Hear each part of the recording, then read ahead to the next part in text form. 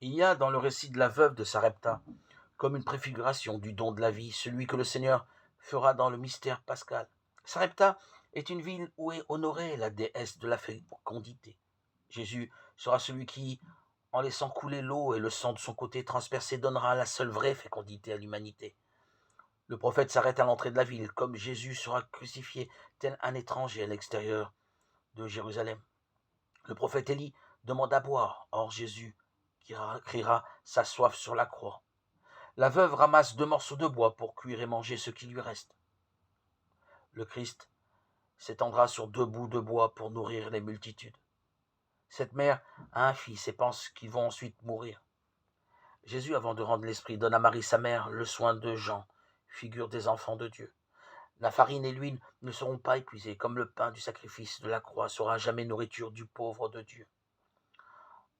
Entrer dans le sanctuaire non fait de main d'homme, le Christ est désormais celui qui comble toute faim.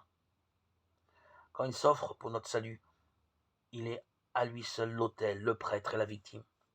Il est la farine et l'huile, il est sur l'autel des croix humaines, il est celui qui fait cuire au feu de son amour le pain de la vie. Il est celui qui prend de son indigence tout ce qu'il possédait, tout ce qu'il avait pour vivre, pour donner à chacun la vraie nourriture. Aujourd'hui encore, Jésus s'assoit dans le temple. Aujourd'hui encore, il voit le pauvre qui s'avance. Aujourd'hui encore, il comble les affamés.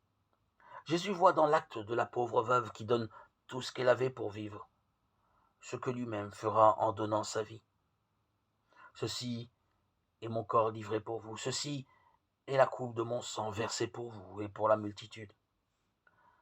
Jésus appela ses disciples et, comme au sujet de cette pauvre veuve, leur déclara: vous ferez cela en mémoire de moi.